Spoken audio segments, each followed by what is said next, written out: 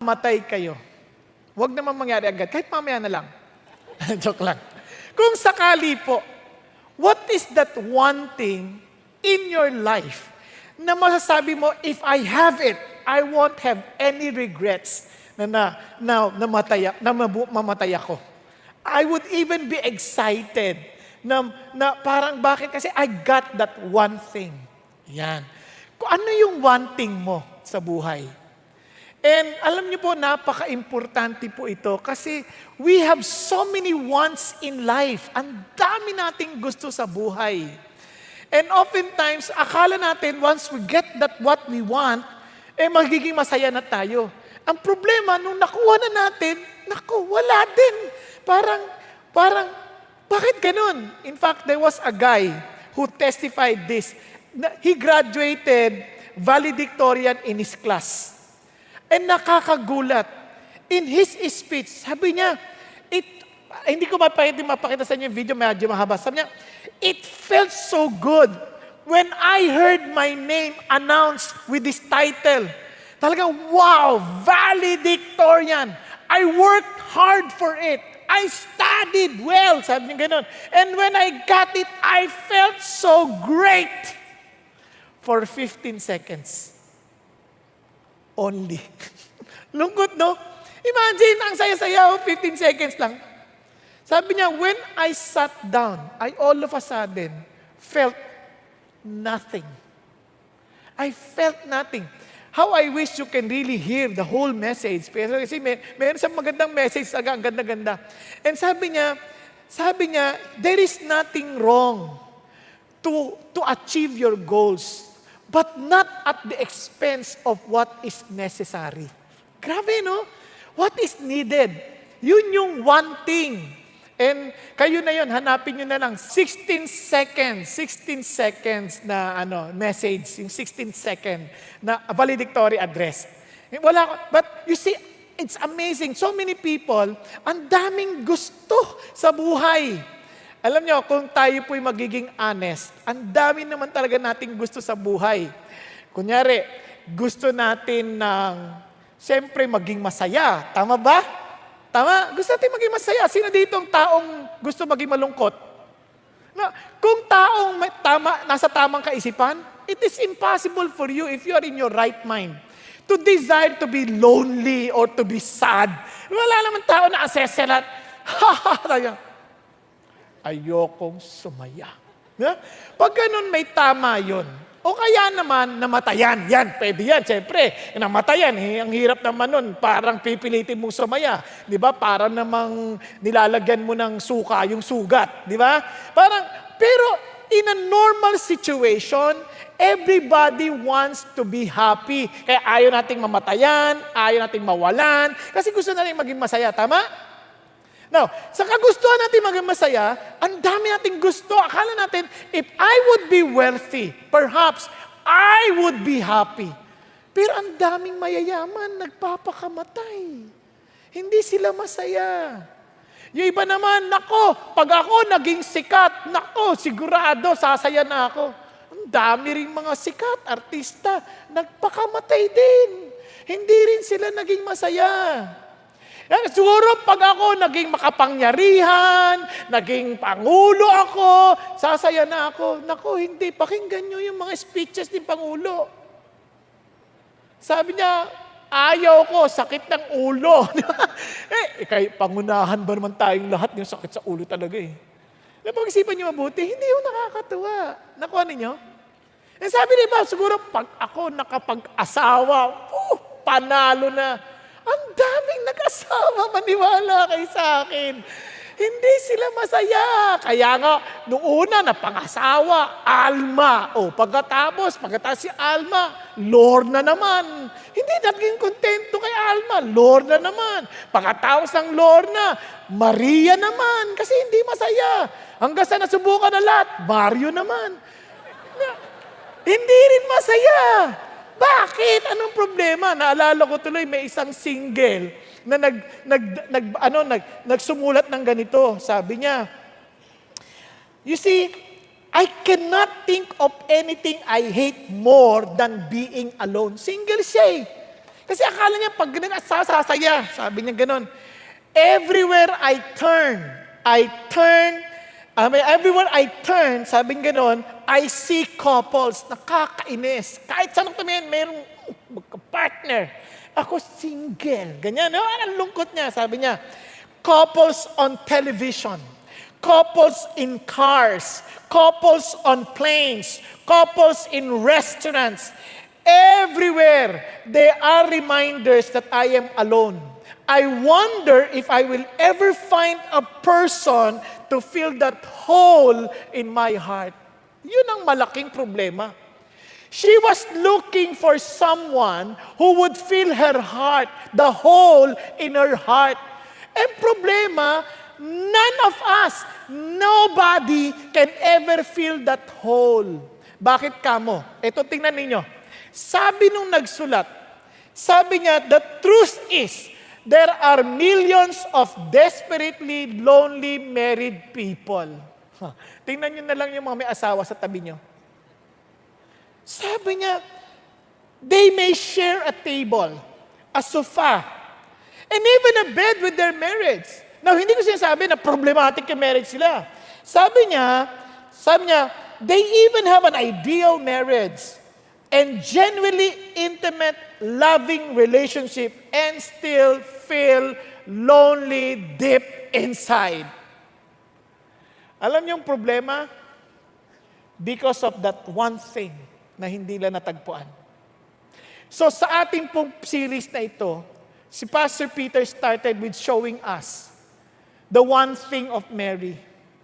Kaya meron 3 characters sa ating pag-aaralan. Kaya meron silang one thing sa buhay, and I hope that once we discover that one thing, we too might discover the same. It is something that gave them a life na walang regrets. Nagkakaintindihan? Tingnan natin for a while. For example, we studied Mary, and only one thing is necessary. It was Jesus. Sabi niya, kasi si Martha, sobrang bothered. Wala ka bang pakialam that my sister is there, not even helping me? Kasi women are to serve. Ano sabi ni Lord?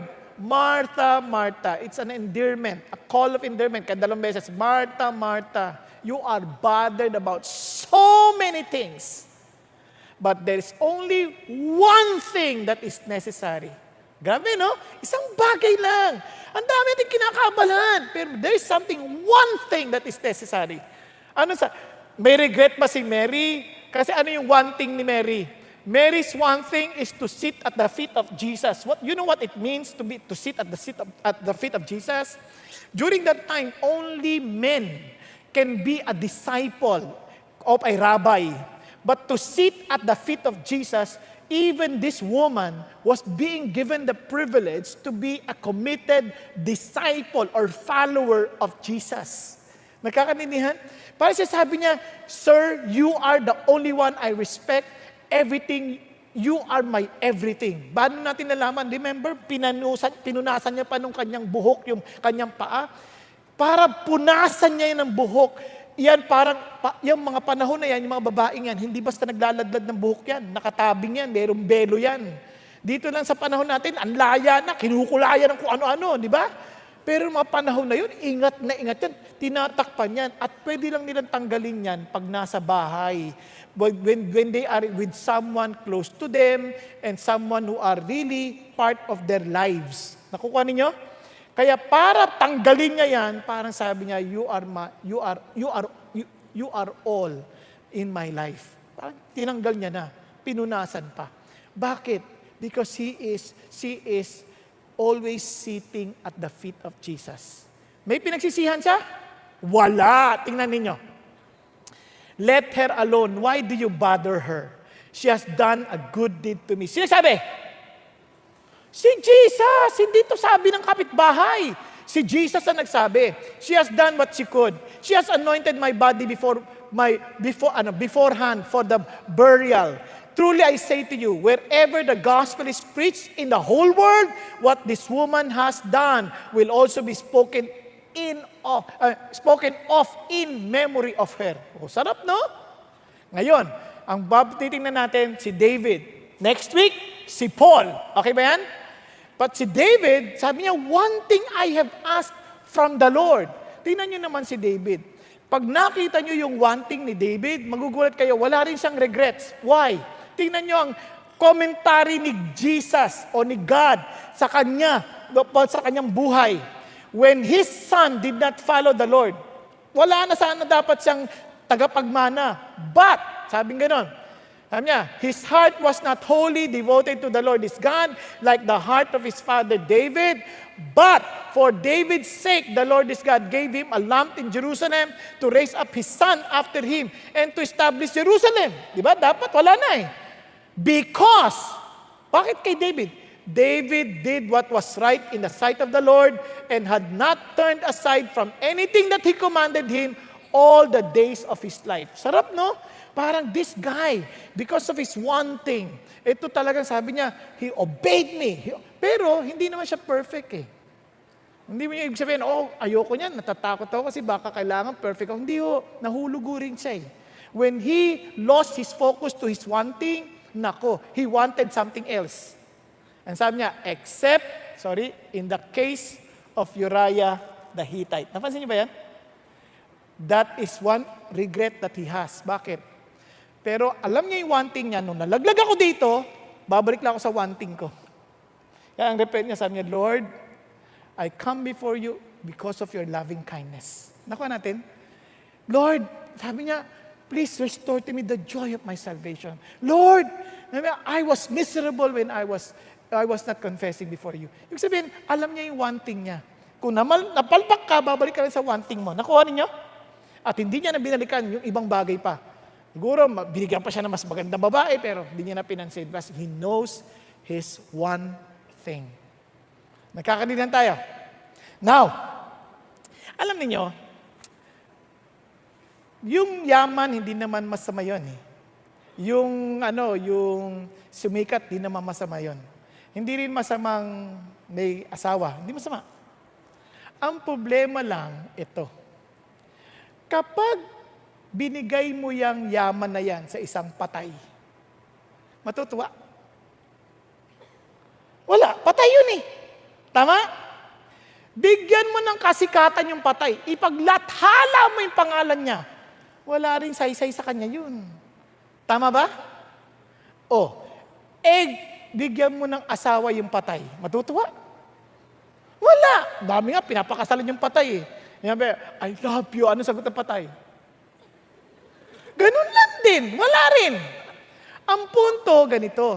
With all of these blessings that we are after, if we have no life, wala ring kwenta yun. So you need to find out that one thing that gives life. Kaya sabi ni Jesus, I am the way, the truth, and the life. Kaya maraming tao walang kabuhay-buhay. Iba pa nga, paggising, bukas, sigurado ko, bukas paggising, ay ano ba yan, papasok na naman.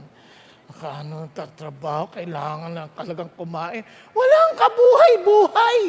Di ba? Yung iba pa nga, pagtanggap ng sweldo, ay nako, ito na naman, ang daming kaltas. Ano ba to?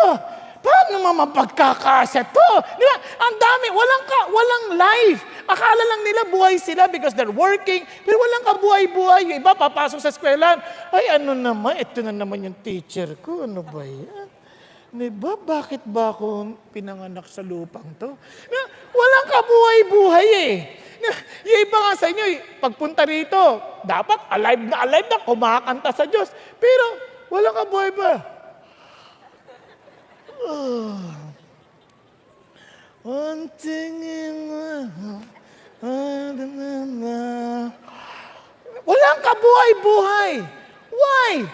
Apart from the life, you can never have it. Hindi yan trying hard. Kaya iba, hahanap ng buhay sa Coke. Coke adds life. Hindi yun. Wala yun. Sasakit sikmura mo. Tataba ka pa. At magkakadiabetes ka. Patay ka na naman. Nakuha ninyo yung sabihin. Wala eh. Wala ka. Tapos, iba ang may pinagsamahan. Sasapa ka na. Wala na sa sarili. patay ka na naman. Wala, hindi. Nakuha ninyo? So what you need is this one thing. And look at this. And sabi ng Lord, in fact, I came that they may have life and have it abundantly. Amazing. God is not just giving us life. He was just even telling us what kind of life it is. It is something abundant. Kaya sabi niya, kaya si David, he has only one thing. Anong one thing niya? To seek intimacy with God. He was not just satisfied to seek. He wanted to be intimate with God. How did we know that? Let's look at his prayer. One thing I have asked from the Lord, that I shall seek, that I may dwell in the house of the Lord all the days of my life, to behold the beauty of the Lord and to meditate in His temple. Ano sabi niya? Lord, I have just one request. Sabi niya, and Lord, hindi ko lang hihingin. I will even seek for it, that I may dwell in the house of the Lord. Di ba? Alam mo yung sabi niya, Lord, isa lang request ko. Patirahin mo ako sa iyo. No, parang kunyari, lapit ka sa, kunyari, binata ka, lapit ka sa isang babae, gandang-ganda ka, sabi niya, isa lang request ko. Pakasalan mo ako. Di ba? Sasampaling kita. Totoo lang. But to the Lord, yun ang kanyang request. And look at words. Just to behold the beauty. Di ba? Parang kunyari, yung mga may asawa rito, na ayoko na pataasin yung kamay ninyo kasi alam ko naman, alam niyo ni sarili niyo eh. Di ba alam niyo, naalala niyo, nililigawan pa kayo. Unless pinikot kayo ha. Nililigawan, di ba? Parang gusto mo nang magsama kayo kasi parang gusto ko lang masilayan ng ganda mo. Di ba? Gusto ko lang, tuwan-tuwa ako sa kilay mo, sa pilik mata mo, ganyan. Ang mga labi mo, ang pupula, ang ganda. Parang hindi kita pagsasawa ang titigan. Di ba? Kaya gusto kitang pakasalan. O nung napangasawa na, ayun, naghilamos, patay. Tanggal yung pilik mata, tanggal yung kilay, tanggal na rin yung lipstick. Ay! Sino ka? Akala, multo. Pero siyempre, kay Lord, walang peki doon. Di ba? When you seek Him, talagang you know exactly what you want. You want to see the beauty of God. Are you following? Now, yun ang ating, kaya, anong ating topic ngayon? Seek intimacy with God. Kasi alam niyo, it is amazing. This one thing is not just for you to have, but for you to enjoy. Yan. Kaya you seek intimacy with God. Nagkakaintindihan tayo. Now, so, kaya anong kailangan natin gawin? Naalala ko, one of my friends came to me one time and made a joke. Sabi niya, you know what? My wife only wants one thing. Ano? Everything. And I laugh. But I realized that he was right. You know why? Seek the one thing that will give you everything. Ask God. If you think your husband can give you everything, obviously you will be disappointed. If you think your job will give you everything, obviously you will always be frustrated. If you think people will give you everything, then you're wrong because they could not. The only person who has everything, and he owns everything, and he has everything, he is the only person who can really give you the one thing that you are looking for. Ask God. Nagkakaintindihan? So our outline, para mas madali, remember, asked. Why asked? Sabi niya, one thing I have asked from the Lord, that I shall seek, that I may dwell in the house of the Lord of the days of my life, to behold the beauty of the Lord, and to meditate in His temple. Asked, seek, and knock. Diba? One thing I have asked, and that I shall seek, that I may dwell. After seeing it, I will knock, that I may dwell inside, that I may come in. Are you following? Ask, seek, and knock. Now listen, just in case God will speak to you, God will tell you, okay, if there's only one thing that you can ask from me, what will you ask Jesus? And surely I will give it to you. Diba? Kung meron kang hihilingin sa akin, just one. One thing. Anong hihilingin mo kay Jesus? And here is his disciples, somehow, they saw Jesus. Grabe, amazing. Ang galing mag-preach. People would listen. They were preached to the heart. Pero kung ako yun, teach me how to preach. O iba naman, wow, ang galing niya, grabe, so powerful. Isipin mo yung bulag, pinagaling, tumakbo. Sabi niya, ang layo naman, di, tama yun. Kasi ang hirap tumakbo ng bulag, ha? So kung nakakita ka na, makakatakbo ka na, tama ba? Yung bingi! Wow, bigla nag-aawit! Siyempre, kung bingi ka, ang hirap kumanta ata, hindi mo makuha yung tono. Yung iba nga, hindi nga bingi. Hindi pa tama yung tono eh. Diba? Lalo na kung bingi pa. Naku, ano niya sabihin? Then all of a sudden, nagkumanta. Di amazing yun. Diba? Parang, I want to do that too. Lord, turuan mo ako. But you know what? Hindi yun ang hinas ng mga disciples. Anong hinas ng disciples? Look at him. Lord, teach us to pray. Amazing, no? And this is what Jesus said. So I say to you, ask, and it will be given to you. Seek, and you will find. Knock, and it will be open to you. For everyone who asks, receives, and he who seeks, finds. And to him who knocks, it will be open. Now, if you look at it, parang, wow, grabe naman, what a promise. But the reality is this, hindi din natapos. Because it has something to do with the relationship. Look at this.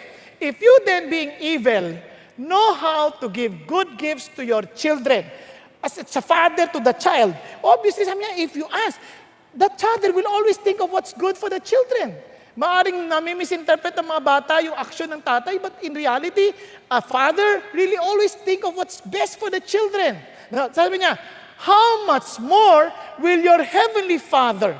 Amazing! Your heavenly Father. And look at this. Give the Holy Spirit to those who asked Him. Can you imagine? Sabi niya, if you will just ask me, I will give you myself, my Holy Spirit. Because the Holy Spirit knows everything about me and He is me. Are you following? Naintindihan niyo? And sabi ni God, I am willing to give myself to you. If you will just ask, if you will just seek, if you will just knock. Kaya let me repeat, God wants to be intimate with us. So bakit una-una is ask? Now alam nyo, tingnan nyo, hindi madaling mag-ask. Masubukan nyo ng maligaw. Naalala nyo, kasama yung asawa nyo, yung lalaki nagdadrive, hindi pa uso ang Waze, hindi pa uso ang GPS. Pag nawawala, ano sabihin? Magtanong na tayo. Ano sabihin ng asawa? Baka malaman nila, naliligaw tayo. Ano ka ba? Mga babae, matapang magtanong. Pero ang lalaki, naku, hindi magtatanong yan. Hindi madaling magtanong. Kasi una, nakakahiyang magtanong. Tama? Parang nakataya yung iyong kahihiyan. Hello? Tanongin mo yung katabi mo, gising ka ba? Hindi mo basta matatanong, nahihiya ka. Paano kung tulog, magalit? Ano ka ba? Nagpe-pray ako. Di ba? Nakakaya magtanong. Your reputation, your shame is at stake. Tama? Hindi lang yon. Mahirap magtanong kung hindi mo kilala. Hindi mo kilala.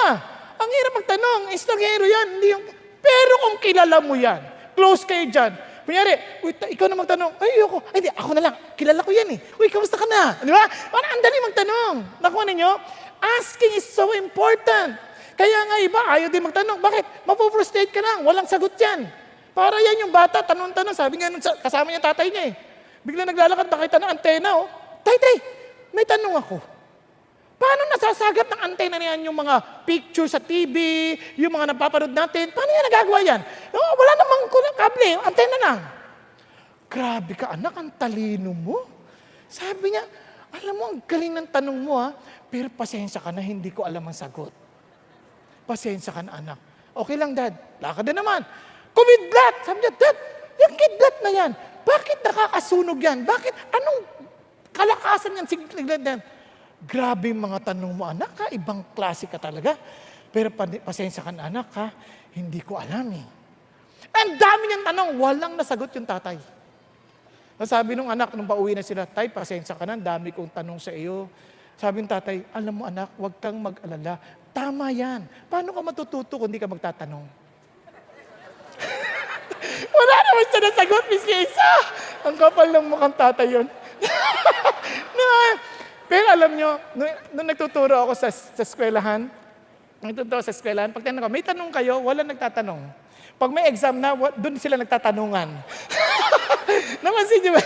Pag exam na, saka nagtatanong. Kasi alam niyo ibang tao, bakit ayaw nila magtanong? Kasi isip nila, mapapahiya kami, magmumukha kaming bobo pag nagtanong kami. Naintindihan niyo? And in fact, some people, it's really not easy to ask because they are not welcoming. But you can ask God.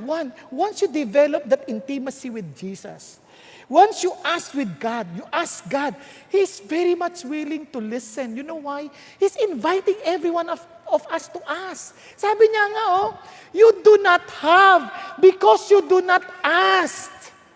You see, the truth is, we develop intimacy because of communication. When we talk with people, when we spend time talking, doon na di-develop yun yung intimacy. Kasi tinan nyo, nung mag-boyfriend pa lang, kwentuhan ng kwentuhan. Walang katapusang kwentuhan. Di ba? You are not afraid to ask. You just keep on asking para lang magkaroon ng communication, magkaroon ng usapan. Then, nung magkay-boyfriend na, parang wow, usap ng usap. Tatawagan, isusunduin, ihahatid sa bahay. Pagdating kwentuhan ng walang katapusan. Pagkatapos magkwentuhan, anong gagawin mo? Mga 12:00 ng ating kami magpapaalam. Ang sabi ng babae, aga-aga pa. Di ba? Ayaw ka pauwiin kasi gusto pa makipagkwentuhan. Bakit magkwentuhan? Mga 2:00 na, sabihin, uwi na talaga ako, mahirap na sumakay. O sige, ingat ka.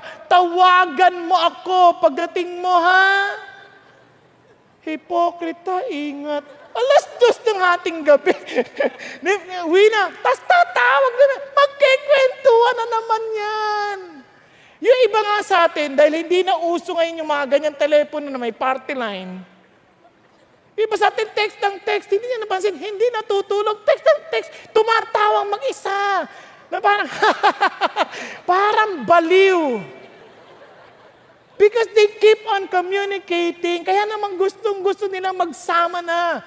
Kaya ang problema sa mag-asawa ngayon, the reason why they're no longer intimate, nako, ang mga pinag-uusapan. Sira na naman yung gripo. O yung bayad natin sa kuryente. Puro problema ang pinag-uusapan. Wala nang panahon ng kwentuhan. Kaya tuloy, yung asawa ang kakwentuhan yung sekretarya. Sir, kamusta kayo? Anong pinag-uusapan nila? Problema sa opisina. Tapos lungkot na lungkot yung asawa. At itong sekretarya, kwento ng kwento. Hanggang sa sila'y magkamalapitan ng puso. Communication is so important.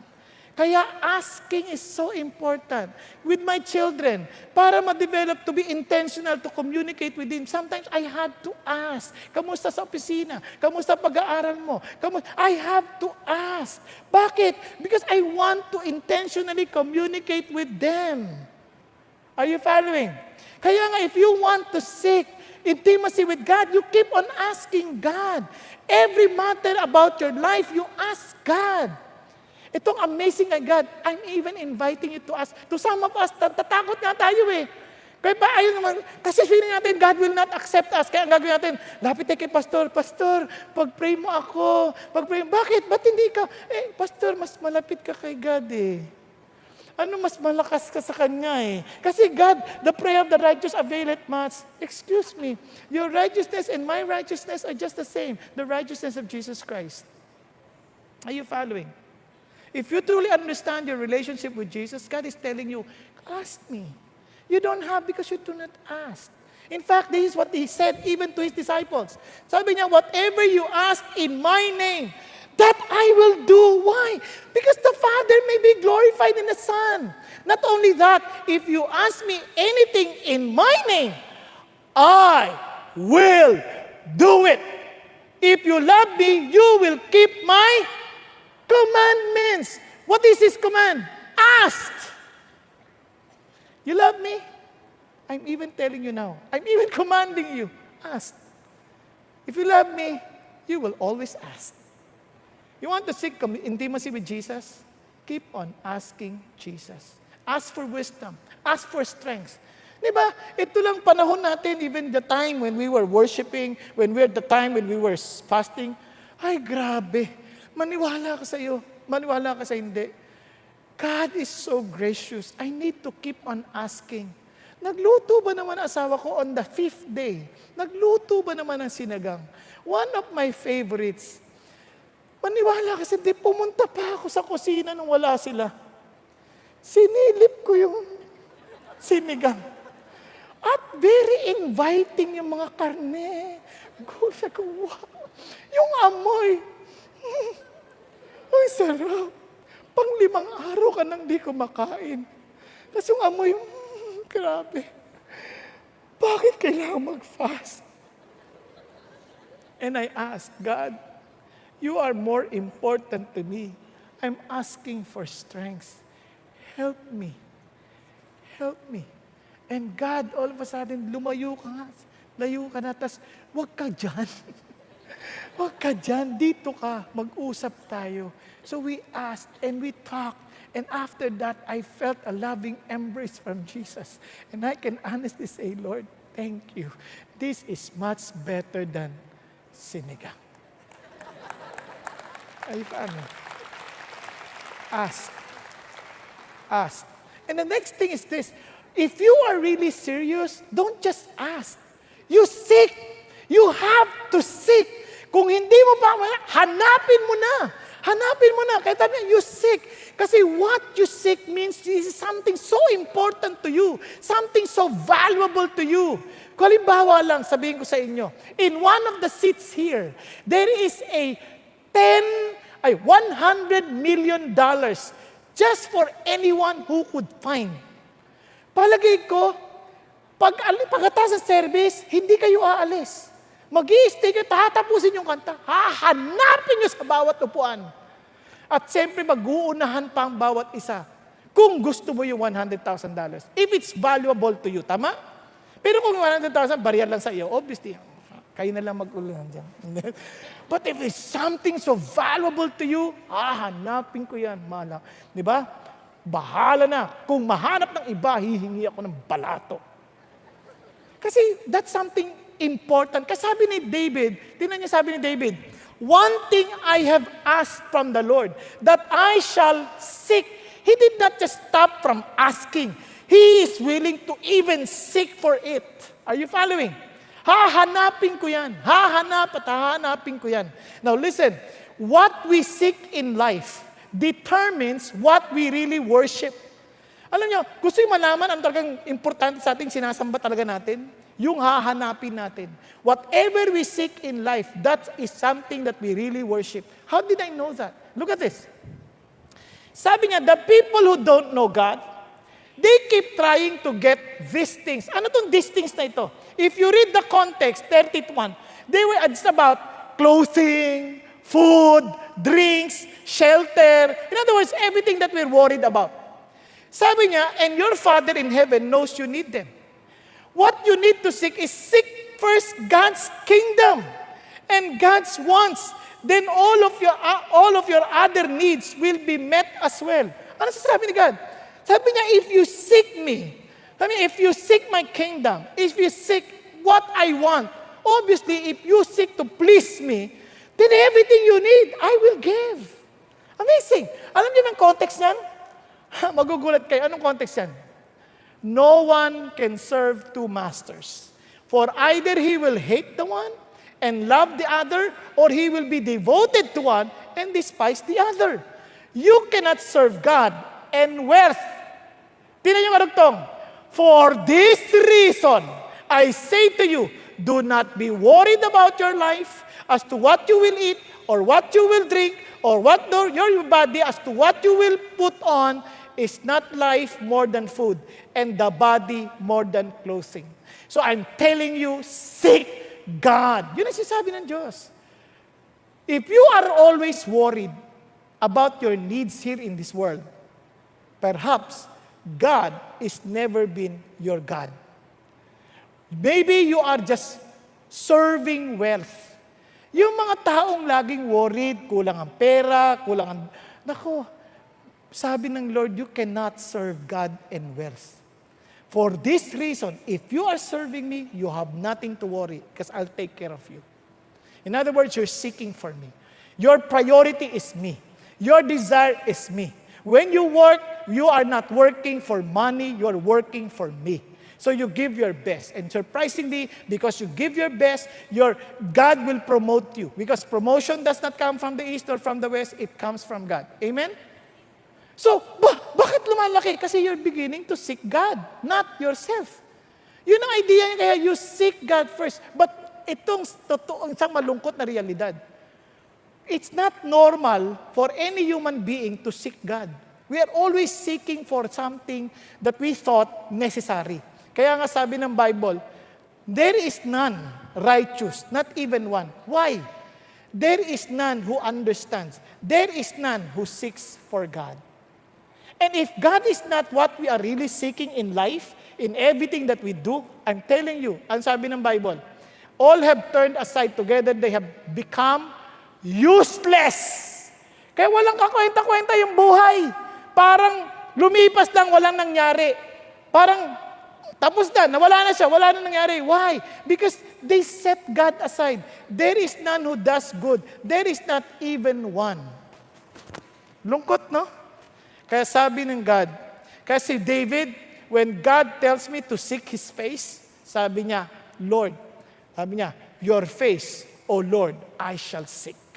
Kaya when we announce prayer and fasting, every year we have that.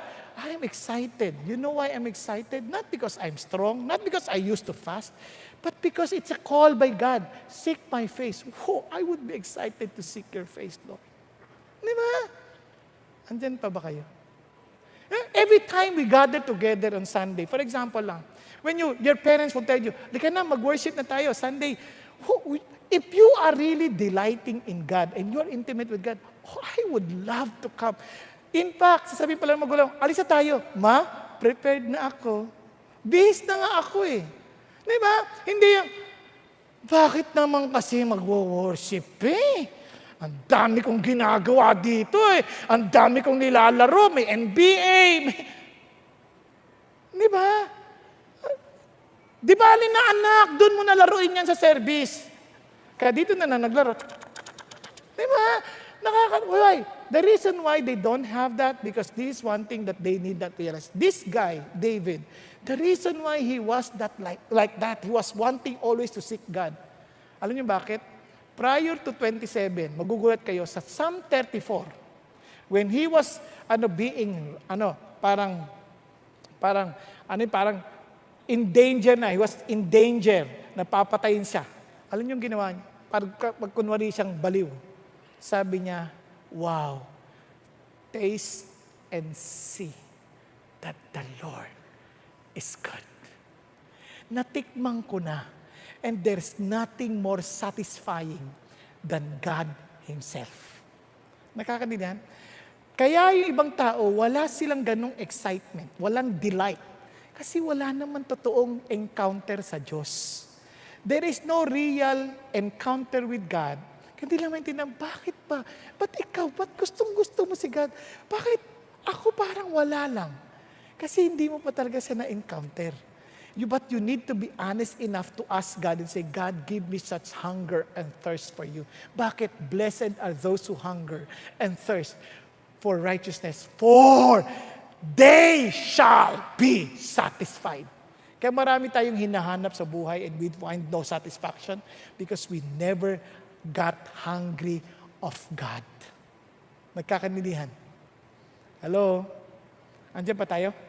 Now, balik tayo dito. Now, sabi nga daw, tinan niyo po, alam niyo bang, sabi ng Lord, hindi naman ako mahirap hanapin eh. Hindi naman ako parang hard to get. Di ba? Hindi naman ako ganyan. Ang Diyos hindi naman parang, hanapin mo ko, hindi mo ko makikita. Ganyan. Hindi sila nang si God. Tingnan mo sabi ni God, amazing ang pangako ng Diyos. Sabi niya, you will call upon me, come and pray to me. Pray ka, usap tayo. And I will listen to you. Look at this. You will seek me and find me When you search for me with all your heart. And this is a sad reality. So many people, they are not really seeking for God. Maybe they come to God for healing. They're seeking for healing. So when God does not heal them, they get so frustrated and they get angry at God. Nakuha niyo? Some, they're just seeking for money. Lord, bigyan mo ako pambayad ng utang. Wala, hindi ko totoo ang Diyos. Hindi ako binayaran ang utang ko. So you're just seeking for money. You're not seeking for God. Iba, bigyan mo ang asawa. Binigyan aswang. So, Lord, you're unfair. I'm looking for a wife, but you gave me what? A Wi-Fi? So I would connect on a social media? Ano yan? I want a physical wife. Now listen, sometimes we're not really seeking God. We're seeking what we can get from God. Tama ba? Sabi ng Lord, you will find me if you search me with all of your heart.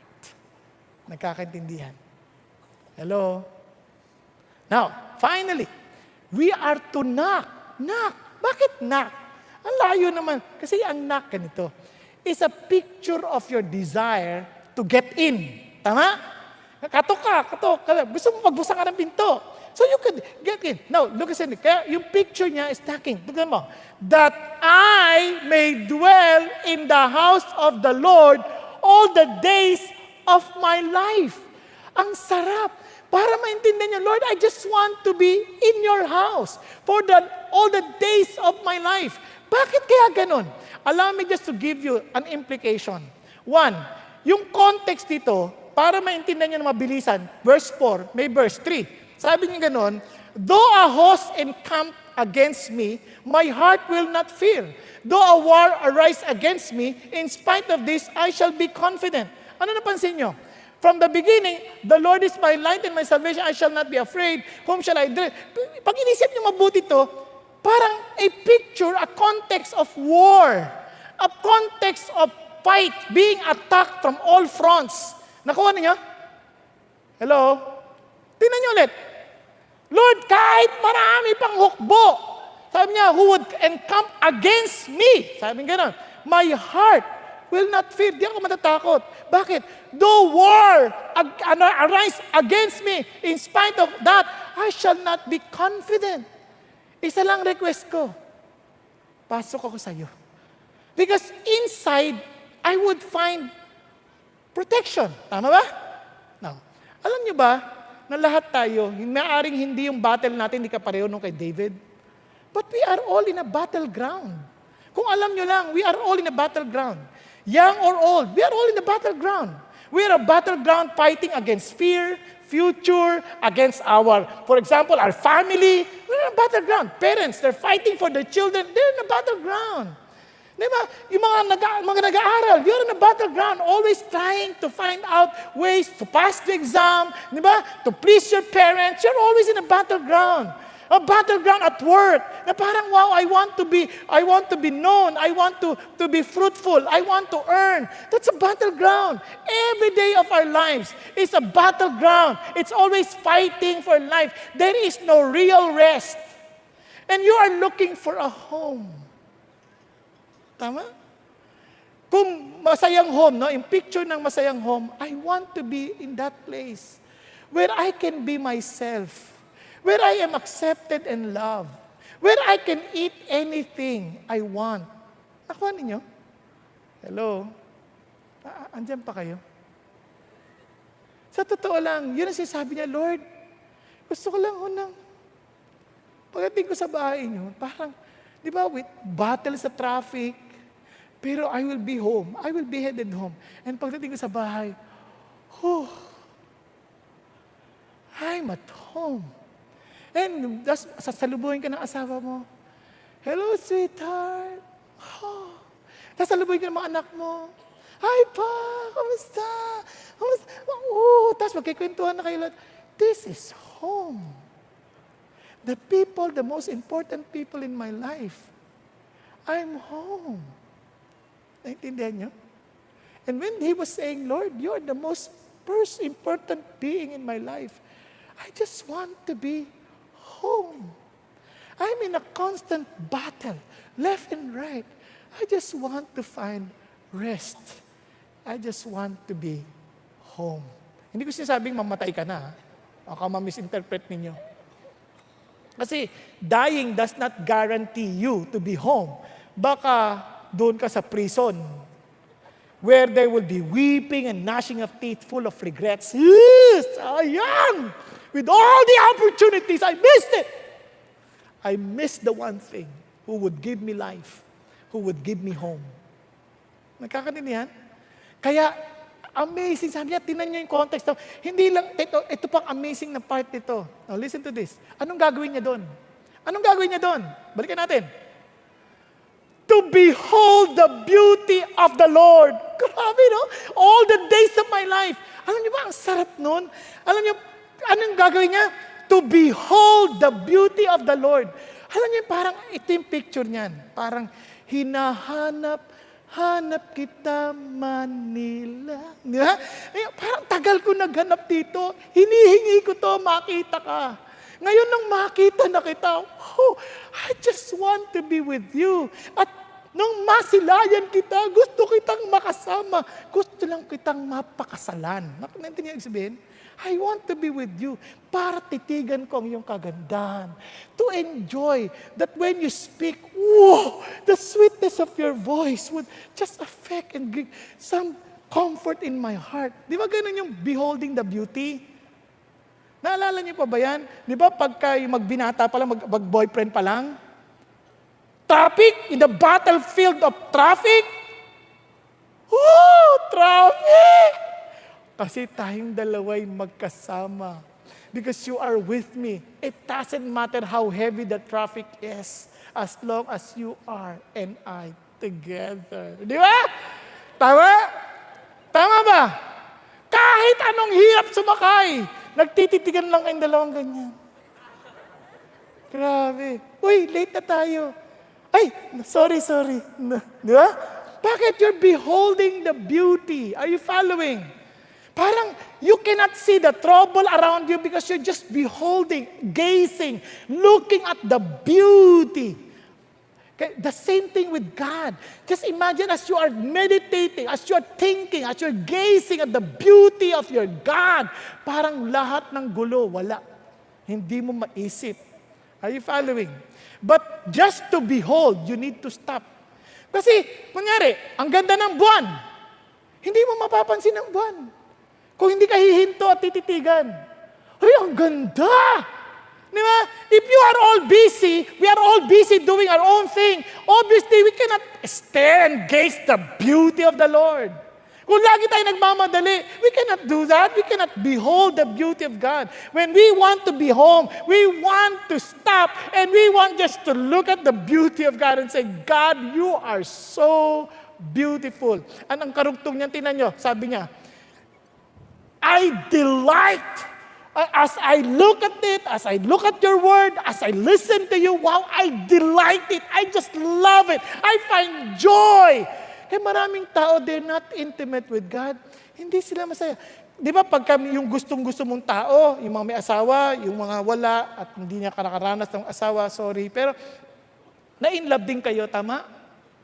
Pag meron kayong liham na tanggap, ngayon text, kahit forwarded. Grabe. Maya't maya binabasa. Maya't maya tinitignan. Kahit forwarded lang. Sinabi sa 5. Pero you want it kasi you treasure it. At ang ginagawa mong sunod, you meditate on it. To meditate, yung word na meditate is to even inquire, to seek, as in hahanapin kita. Wala pang templo nun. He was in a palace, wala pang templo nun. Kaya the picture is not really the place, but the presence of God. That wherever I am, in fact, in the chaotic situation in the office, as I worship the Lord, I'm looking at the beauty of the Lord in the situation. Why did God allow these things to happen? There is such beauty that somehow God wants me to understand and to feel and see in this situation. Nagkakaintindihan tayo? Di ba? Sa gulo ng mga nangyari dito, sa gulo ng nangyari sa Iran, I'm seeing something, the beauty of God. In fact, as I was looking at what's happening in Iran and US, I am so excited. You know why? I'm seeing exactly what the Bible has written, what God has revealed long before. I see the beauty of God's faithfulness. Nagkakaintindihan po tayo? Hello? You gaze at the beauty of God. You meditate. Tingnan niyo naman to si David, nakakainis. Look at how he meditates. The Lord is my light and my salvation. Whom shall I fear? With all this fearsome situation, ano sabi niya? I'm meditating. He's my light. He's my salvation. The word salvation is Yeshua, the very Hebrew name of Jesus. He is my Jesus. Whom shall I fear? The Lord is a defense, my fortress of my life. Whom shall I dread? Wala akong takot. Alam niyo bang mahirap yung walang ilaw? Ang hirap ng walang ilaw. Now, gusto niyo maranasan kung gaano kahirap ang walang ilaw sa buhay? Pakihawakan niyo mga gamit niyo, ha? Para maintindihan natin, papapatay natin ilaw. Just for us. Hawakan niyo, baka wala yung gamit niyo. Kasalanan niyo. Sinabi ko na sa inyo. Okay. Alisin natin yung ilaw. Let there be darkness. Imagine, no? Sige ba, let there be darkness. Total darkness. Mayroon pang liwanag dun eh. Patayin lahat. Asin. Lahat. Tapos sa dilim na yun, biglang mayroon pang, patayin yung cellphone. Huwag niyong ilawan yung cellphone. You need to see, experience. Ito, hindi pa rin total dark to. Mayroon pa tong liwanag. Tapos mayroon kang, may mga dagang naglalakad-lakad. You know, friends, it's really scary when it's really totally dark, when there is no real light. Let there be light. Let there be light. Ayos ba? Ganon din ang ginawa ni Lord noon. When He saw everything to be dark, let there be light. And alam nyo ba, kung sino lang mga gusto ang dilim, sinong mga gusto ang dilim, ayaw ang liwanag? Yung mga gumagawa ng masama. Mga magnanakaw, gusto ang dilim. Mga immoral, gusto ang dilim. Nagtatago sila. Ayaw silang makita. But if we are in the light, kala lang nila masaya yung nasa dilim. Saya-saya, may nagawa tayong ganito. But without knowing, you are not going anywhere.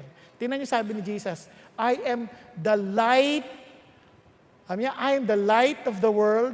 He who follows me will not walk in the darkness, but will have the light of life. Hindi ka na maliligaw. Hindi ka na yung parang kung saan-saan ka lang pumupunta. You know where to say no. You know when to say yes. Bakit? Kasi Jesus is your light. At hindi lang yun, He is my salvation. He is my life. He is my eternal life. Look at this. This is that they may know you, very intimate with God, the only true God, and Jesus Christ whom you have sent. Now, amazing. And tinan niyo kanyang confidence because of my Jesus, who is my light and my salvation. Sabi niya, when my enemies, when evildoers come upon me to devour my flesh, and when they would want to destroy me, my adversaries and my enemies, they stumbled and fell. And I'm telling you, though a host encamp against me, my heart will not fear. The war arose against me. In spite of this, I shall be confident. Why? Because I know my God is with me. If God is for us, who can be against us? If there is such intimacy with God, there is such assurance, kasama ko lang kayo. Tingnan niyo yung mga bata. Kunyari kumikidlat. Tatakot sila, Dad, takot kami. Ano sabihin tatay? Alika rito, anak. Huwag ka ng kabahan. Okay lang yan. Kalmanting-kalmante because they are in their Father. Nagkakaintindihan. Di ba?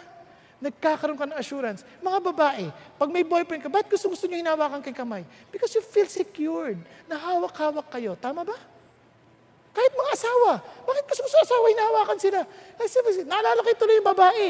Yung babae, nasunog yung bahay nila eh. Yung asawa niya lalaki kinuha, oh. Hinatak siya. Tapos yung babae, tawa ng tawa. Tawa sa tawa. Pagkatawa-tawa, nasunog yung bahay natin. Kasi mula nung kinasal tayo, ngayon wala ko hinawakan ulit eh. Imagine, for almost 50 years, that was the only time you hold my hands again. Di ba? Katawa siyang tawa in the midst of fire. There's some form of joy in the intimacy. Same thing with God. Nagkakaintindihan? Kaya sabi ng Lord, tinan nyo, splendor and majesty are before Him. Strength and beauty are in His sanctuary. It's an act of worship. It's an act of worship. Now, let me just do it very fast. Alam sabi ng Bible, tinan nyo, if we truly understand this, alam nyo ba, sa totoo lang, wala tayong karapatan to enter in the temple. Even David had no right to enter the temple, only the high priest. Nakakaintindihan? But Jesus Christ, with all His mercy and grace, He died on the cross to forgive us all from our sins. And when He was dying on the cross, the veil was torn. As if God is saying, you are now all welcome to enter my sanctuary. Nakakaintindihan? At hindi lang yun, ang ganda. Hindi lang yun. Bakit ka mo? Not only that you're welcome, you and I became the temple of the Holy Spirit. So what God is saying, you have no reason to be confined by any place or time to worship the Lord. Nakakaintindihan tayo. Kaya sabi ni Jesus, sabi nga, therefore I urge you, brethren, by the mercies of God, now that you've experienced His mercies, to present what? Not your intention, not your plans, not your desire. You present your bodies as a living sacrifice, holy, acceptable to God. And tinasabi niya, which is your spiritual service of worship. God wants you and I to directly get involved, as in, this is our worship. Now that I belong to the temple brings healing, the temple brings life, and God is with me, and here I am, a messenger of God, you and I, salt and light of this world. Why? Because we are called to worship. When we fellowship with our co-workers, as you are centered, desiring Jesus to be the center, and you want this Jesus to be known to them, they too would see the beauty of the Lord. Diba? If we're worshiping, nagkakaintindihan tayo? Now, tingnan niyo po, kaya naman ang challenge sa atin, listen, ito pong napaka-importanting challenge sa atin. Tingnan sabi ng Bible, even Mary, when she realized that Jesus is life, ano sabi niya? She was willing to give the Lord her best. No, hindi lang yan. Na-discuss na natin yan nung nakaraan pa. Pero ito pa. Tingnan si David. Balik tayo kay David. But King David said to Ornan, no. Kasi he was to buy a place to worship God, to build an altar. Sabi niya, I will surely buy it for the full price, for I will not take what is yours for the Lord, or offer a burnt offerings which cost me nothing. Sabi niya, hindi ako papayag. Libre na, David. No. I will not offer God anything that it will not cost me nothing. Hindi siya nagbibigay ng tira-tira. Hindi niya binibigay yung mga walang kwenta. He's giving His best. Nagkakaintindihan? Now, tingnan niyo pa. Amazing. For example lang, noong nagtatayo na siya ng temple, kasi wala pang temple ang magtatayo si Solomon. But before he dies, he had to give para for the next generation.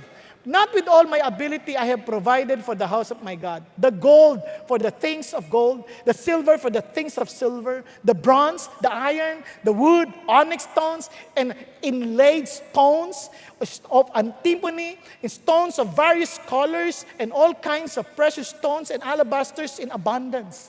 Amazing. And look at this.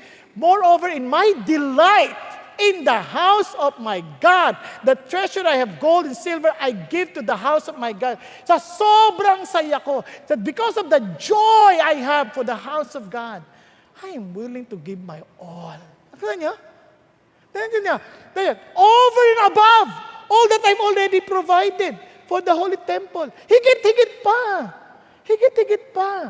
Tingnan niyo, namely 3,000 talents of gold of the gold of Ophir, 7,000 talents of refined silver to overlay the walls of the building. Ano sabi niya? Alam niyo si Pastor Peter gave a computation about this? Nagulat ako.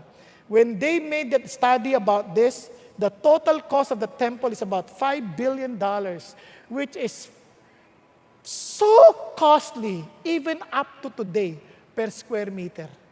Sobrang mahal. Bakit? Because God deserves the best. Tama? So, students, sino mga estudyante rito? Use your studies as worship to the Lord. You give your all. Workers, employees, you give your all. Hindi yung tatamad-tatay ka. Hindi, I'm doing this for God. For those honors of companies, you don't need to raise your hands, baka ma-hold up kayo. But you do your business just for profit, but to give your all to Jesus because you want to honor Him. Diba? Wives, if you're cooking, cook because you give your best, because you're serving the Lord. Kaya nga, submit to your husband, ask to the Lord. Husband, love your wife, ask to the Lord. Diba? Laging sa Lord. Kaya yun ang totoong worship wherever we are. At tingnan niyo po, the Lord is my light and my... Whom shall I fear? The Lord is the defense of me. Whom shall I dread? Can you imagine? Sabi niya, paano mangyari yan? The Lord is my light. The Lord is my salvation. Unless He is your personal light, personal salvation, you'll never seek to be intimate with God. Nagkakadinan tayo? You'll never seek to be intimate with God. Kasi hindi mo siya na-experience personally. Hindi borrowed faith from your parents. Your parents, they experience that, but not necessarily you, but you have to seek God, to be intimate with Him. Para sabihin mo rin, my light, my salvation. Naintindihan? No. Tingnan niyo po ito. Kaya naman, I would have despaired unless I had believed that I would see the goodness of the Lord in the land of the living. Wait for the Lord. Be strong and let your heart take courage. Yes, wait for the Lord. I am willing to wait. No matter what, I am willing to wait. Now, how are we to do this? Now that somehow God has given us a privilege to enter the temple because of the sacrifice of Jesus, especially as Gentiles, we're not welcome. We're sinners. And yet, because of Jesus Christ, because of His grace, we became welcome. Now that we have this, paano yan sa practical na pamumuhay? Paano yan sa totoong buhay? Tayo, anong gagawin natin? If we are to seek the intimacy of God, sabi nga ni Pastor Peter in last week, we are to develop a habit. Because we're creatures of habit, sabi niya. Tama? We need to develop a habit. Kasi yung habit na yun yung parang lagi mong ginagawa that will make you achieve your goals. Not everybody who has goals will achieve their goals. Kasi they need to have that habit. Ang hirap ata ng habit. Una kasi ganito yan. For example, ako, hypothyroid ako. I used not to eat rice. Kaya mapapansin nyo, pumapayat ako, tapos biglang lalaki na naman. Ganito kasi paglaki. Hindi ako makain ng kanin. Nakatikim ako ng kanin. Ang sarap, ha? Lalo sa adobo, grabe. Di ba? Na ito problema. Sa una, timbang ka, wala yan. Walang nangyari. So, okay lang. Kain ka na naman. So, una, cheat meal. Sunod, cheat day. Naman kasi parang walang nangyari. Tapos lumaki. Ako, bawiin ko na lang. Bawiin ko na lang yan next time. Dahan-dahan, naging habit na. Yung unti-unti mong ginagawa, sa una parang walang nangyari, biglang ang laki mo na. Tama ba? Hello? Kaya yung inaakala natin parang maliit na bagay, wala naman yan, hindi yung totoo yun. You are the sum total of the choices you made in the past. Okay ba yan? Pakisabi mo sa katabi mo. Kalibitin mo. You are the sum total of the choices you made in the past. Pati itsura mo. Promise. Pati itsura mo. Huwag ka mag-alaga ng mukha mo, huwag mo alagaan ng sarili mo, huwag ka maligo. One day, ang kapal ng libag mo. Di ba? You're the sum total of your choices. Now, kaya naman, we need to develop the habit that David had. Anong habit ni David? Word, smart. Smart. Start your day with the Lord. Memorize God's promises. Always rest in God's love. And take other believers with you. What do I mean? I will be very, very fast. Tingnan niyo siya. In the morning, O Lord, you will hear my voice. In the morning, I will order my prayer to you and eagerly watch. Grabe, no? Every day of his life. In the morning, Lord, marinig mo ang panalangin ko. Anong habit mo every day? Iba sa atin, di marunong magising. Pagising pa lang, alarma. Ay, ano ba yan? 5 minutes. Tapos nagmamadali na. Wala na. Make it a habit that every day the Lord will hear your voice. Hindi yung, ano ba, magsigising na kayo, hindi pa kami naghanda, late na tayo. Hindi ganon. But to hear of praises and worship to God. Okay ba yan? Hello? Nagkakaroon ka niya, bakit ka mo? Worship God if you want the best. Worship opens doors to all His goodness. Kasi hindi lang yon, you worship, as in memorize the scripture. Why? Tinang sabi na, though the wicked hide along the way to kill me, I will quietly keep my mind upon your promises. Paano niya nagawa yun? Ang daming promises, paano niya nagawa yun? Sabi niya, I bank your promises in the vault of my heart. Grabe, no? Hindi lang yon. Ito pang amazing. Natatanong ko na yung di ba? Amazing. Sabi niya, tinan mo, when I worship, let us sing for joy to the Lord. Let us shout joyfully to the rock of our salvation. Let us come before His presence with thanksgiving. Let us shout joyfully to Him with psalms, for the Lord is great God and a great King above all gods. Lord, I will just remain in your love. No matter what's happening, I will just rejoice in you. I will just sing with you. And tinan sabi niya, I will praise the Lord. I will give thanks to the Lord with all my heart. Ito yung karugtong. Take believers along with you in the company of the upright and in the assembly. Alam nyo, masarap yung individually, we worship the Lord. But there is something that God wants us to understand dito, that we are to worship together. Bakit? Every one of us is part of the body of Christ. We need each other. Kaya kapart yan, tinan nyo, in the company of the upright and in the assembly. Tinan nyo si David. Si David, sabi niya, praise the Lord. Sabi niya, sing to the Lord a new song. And His praise in the congregation of the godly ones. Sing. Ito pa, pinaka-importante. Sabi ni Tim Keller, you will never know God as He is unless you are in a worshiping community. Individual worship is a preparation for the corporate worship, which is the real transforming experience. Now, para maintindihan nyo lalo ito, ganito yan. Masarap nag-worship tayo, individual. Pero alam nyo, malalaman nyo yan pag may katama na kay tao. Nung nando kami sa LA, nakita ko na sa inyo ito, pero kwento ko lang ulit, baka nakalimutan niya. Nung nando kami sa LA, nag-attend kami sa isang church. I didn't know that church, kasi Church of the White Sun. Pero I didn't know na marami doon mga homeless. So naka-Amerikana, pasok kami. Ako naman, mamayang konti, nag-worship na. May pumasok. Nako, grabe ang amoy. Parang 1,000 kambing. Can you imagine a person talagang, wow, he really stinks. Ang baho. Sabi sa kasama ko, pare, lipat tayo. Kasi, di ko to kaya. Ang hirap natin kumanta nun, di ba? Kakanta ka lang, I love you, Lord. Parang, Lord, di ko na to kaya. Please. Di ba? Nag-pray. Sabi ng kasama ko, wag na, dito na lang tayo. Kasi hindi niya naamoy dahil nahaharang ko eh. Mabango ako. Andiyak lang. Dito na. Pray, Lord, tulungan mo ako, hindi ko to kaya. Lord, gusto kita mag-worship. I want you. But Lord, paho talaga eh. Sabi ng Lord, parang bumulong ang Lord sa akin, alam mo, how can you say you love me if you don't love your brother? After this, mamaya, you embrace him. Naman! Wala namang ganyanan. Embrace him. Hindi ko maalam, paano kaya embrace yan? Paglabas, alam mo, embrace ko bigla yan. Yung pala, after the singing, tatayo kami and we will greet one another.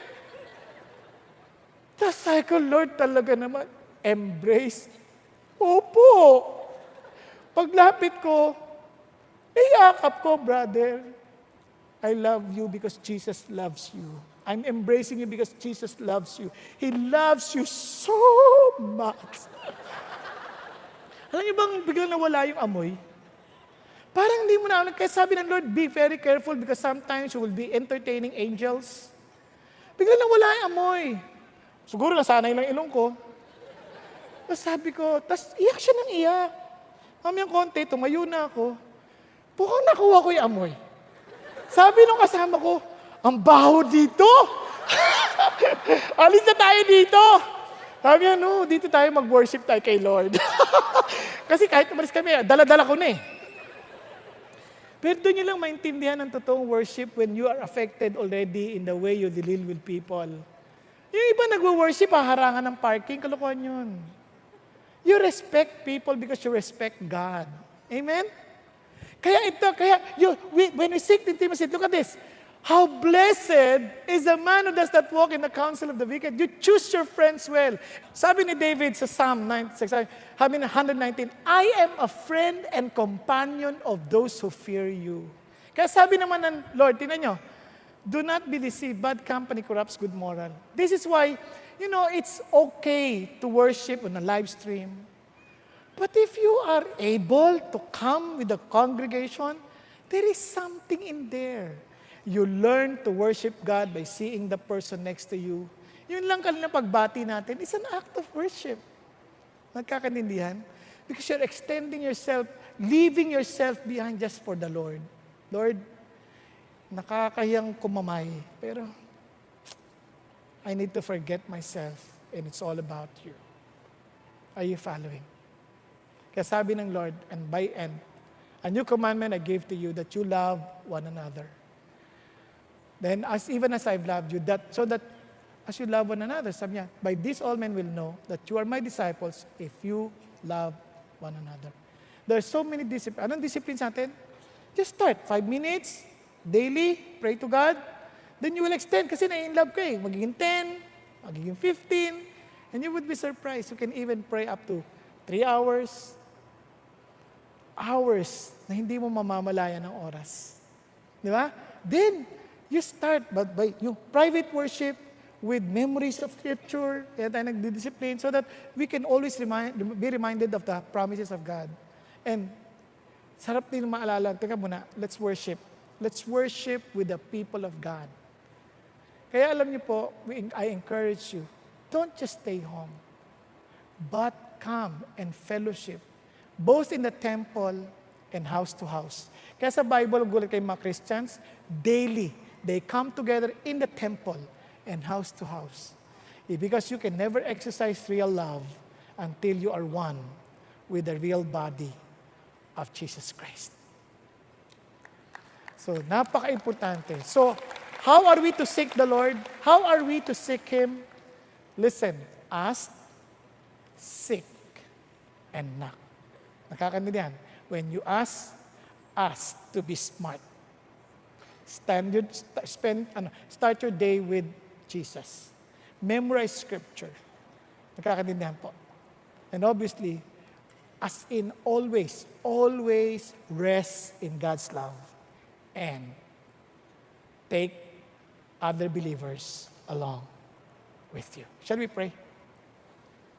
Father in heaven, I thank you that you know every one of us in this room. I pray, Lord our God, that we would not just sit, but we will also really seek intimacy with you. Teach us to ask. Ask the most important question in life, that we may desire you. Teach us to seek you with all of our hearts, O God, for your promise that we will find you. And allow us to knock, O God, that we would desire to fellowship with you, Father God. Wherever we are, to behold your beauty. Even in our work, in our office, whether we are in school, I pray, most especially at home, that we may behold your beauty and always watch, Father God, to inquire and seek and meditate your ways. Lord, that we would just appreciate how you do things, that we would see your character, that we would see your heart. Lord, as we keep on knocking,